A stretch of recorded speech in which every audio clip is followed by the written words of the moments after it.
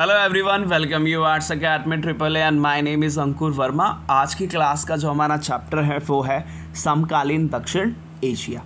इसी के चलते जो हमारा टॉपिक चल रहा है वो है नेपाल में राजतंत्र और लोकतंत्र।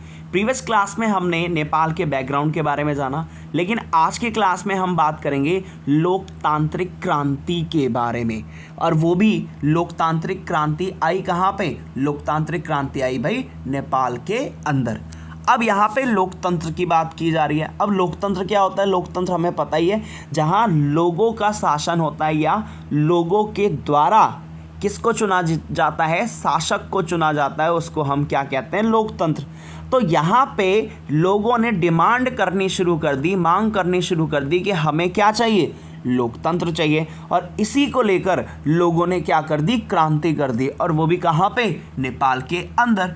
तो इस सब टॉपिक से ही हमें समझ में आ रहा है कि इसमें पूरे टॉपिक में जो डिस्कस किया जाएगा, बात की जाएगी, वो किसकी की जाएगी? लोकतंत्र की बात की जाएगी। और वो भी कहाँ पे? नेपाल के अंदर। अब नेपाल के अंदर डिमांड उठने लगी, वो भी किस चीज़ की? लोकतंत्र को लेकर। चलिए स्टार्ट करते हैं। सबसे फर्स्ट पॉइंट क्या कहता है? 1990 के दशक में नेपाल में माओवादियों का क्या होने लगा? प्रभाव होने लगा। 1990 की बात करें तो 1990 में नेपाल के अंदर किसका प्रभाव, किसका दबदबा बनने लगा? माओवादियों का। अब भाई माओवादी कौन होते हैं? तो माओवादी की बात करें, एक तरह की ये विचारधारा ही होती है।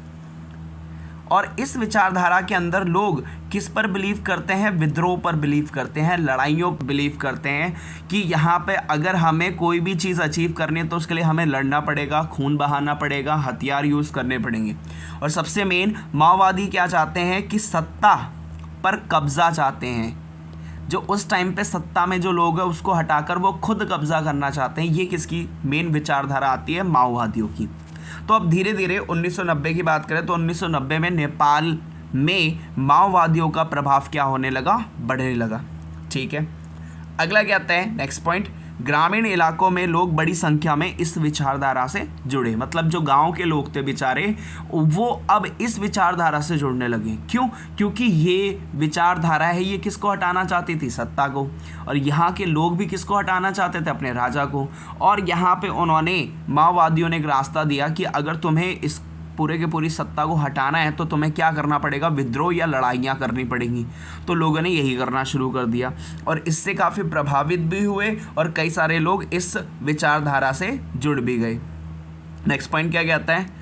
नेक्स्ट पॉइंट ये कहता है माओवादी राजा और सत्ताधारी अभिजन के खिलाफ सशस्त्र विद्रोह करना चाहते थे। अब जितने भी माओवादी थे ये किसके अगेंस्ट में विद्रोह करना चाहते थे? सबसे पहले एक तो राजा के विरोध में, और इसके साथ साथ जो सत्ताधारी अभिजन हैं, मतलब कि सत्ताधारी मतलब जिनके पास पावर है, पैसा है, ऐसे लोगों के खिलाफ क्या करना चाहते थे? विद्रोह करना चाहते थे। और वो भी कौन? माओवादी। तो सबसे पहले माओवादी किसके अगेंस्ट में लड़ाई करना चाहते थे? राजा के। इसके साथ साथ और किसके? सत्ताधारी अभिजन, मतलब ऐसे लोग जो बहुत ज़्यादा अमीर होते हैं उनके ऊपर हमला या विद्रोह करना चाहते थे। वो भी कौन करना चाहते थे? माओवादी। ठीक है भाई, अगला पॉइंट क्या कहता है?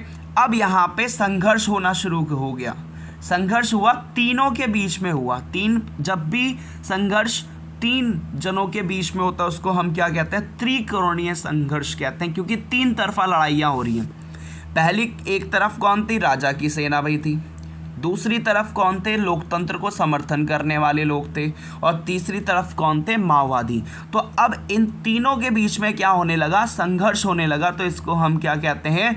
त्रिकोणीय संघर्ष कहते हैं। नेक्स्ट पॉइंट पे आते हैं। नेक्स्ट पॉइंट क्या होता है? 2002 में राजा ने संसद को भंग कर दिया और सरकार गिरा दी। जो राजा थे इन्होंने क्या किया? इन्होंने अपनी पावर का इस्तेमाल करते हुए, मैंने आपको पहले बताया कि इनके पास एक पावर थी कि ये प्राइम मिनिस्टर को अपॉइंट भी कर सकते हैं और उसको हटा भी सकते हैं। तो अब यहाँ पर क्या हुआ? मेन यहाँ पर यही हुआ कि 2002 में राजा ने क्या किया? अपनी सत्ता का इस्तेमाल किया और इसके साथ साथ मेन जो संसद थी उसको क्या कर दिया? भंग कर दिया और सरकार गिरा दी। अगला कहता है अप्रैल की बात करते हैं। अप्रैल 2006 की बात कर रहे हैं। तो अप्रैल 2006 में यहाँ देशव्यापी लोकतंत्र समर्थन प्रदर्शन हुआ। अब क्या हुआ, 2006 में बड़े पैमाने पर लोगों ने किस चीज़ की मांग करनी शुरू कर दी, लोकतंत्र की मांग करनी शुरू कर दी, वो भी किस लेवल पे, देशव्यापी, मतलब पूरे देश के स्तर पे सिर्फ एक ही मांग थी लोगों की, और वो क्या था, लोकतंत्र होना चाहिए। अब लास्ट में जाके राजा को क्या करना पड़ा, हार मानना पड़ा। तो उस टाइम के जो राजा थे वो कौन थे, ज्ञानेंद्र। तो राजा ज्ञानेंद्र ने बाध्य होकर संसद को बहाल किया, जिसे 2002 में भंग कर दिया था। मतलब कि अब क्या हुआ, राजा ज्ञानेंद्र को मजबूरन 2002 में जो उन्होंने संसद भंग कर दी थी, उसको हटा दिया था, गिरा दिया था, उसको फिर से बहाल, मतलब उसको फिर से उनको क्या करना पड़ा, फिर से उसको शुरू करना पड़ा। किसको, राजा ज्ञानेंद्र को। तो ये यहाँ पर हमें पूरा का पूरा क्या देखता है कि यहाँ पर अब क्या होने लगा, लोकतांत्रिक क्रांति आने लगी। मतलब कि यहाँ पे लोकतंत्र को समर्थन के लिए लोगों ने क्या हुए, जागरूक होना शुरू हो गए। एक बार रिकॉल कर लेते हैं। सबसे फर्स्ट पॉइंट क्या कहता है, 1990 के दशक में नेपाल में माओवादियों का प्रभाव बढ़ने लगा। प्रभाव बढ़ने के साथ साथ बड़ी संख्या में लोग, ग्रामीण जो लोग थे वो इसमें जुड़ने लगे। इसके बाद माओवादी राजा और सत्ताधारी अभिजन के खिलाफ सशस्त्र विद्रोह करना चाहते थे। माओवादी किसके अगेंस्ट में विद्रोह करना चाहते थे, राजा। दूसरा, सत्ताधारी अभिजन, ऐसे लोग जो अमीर लोग थे उनके खिलाफ में विद्रोह करना चाहते थे। और यहाँ पे विद्रोह हुआ भी, और लेकिन ये विद्रोह त्रिकोणीय संघर्ष कहलाया, या 3 जनों के बीच में यहाँ पे लड़ाइयाँ हुई। सबसे पहले राजा की सेना, फिर लोकतांत्रिक समर्थन में लोग थे उनके बीच में, और उसके साथ माओवादियों के बीच में। तो इन तीनों के बीच में क्या होने लगे, मेन संघर्ष होने लगे। अगला पॉइंट क्या कहता है, 2002 में राजा ने संसद को क्या कर दिया, भंग कर दिया और सरकार गिरा दी।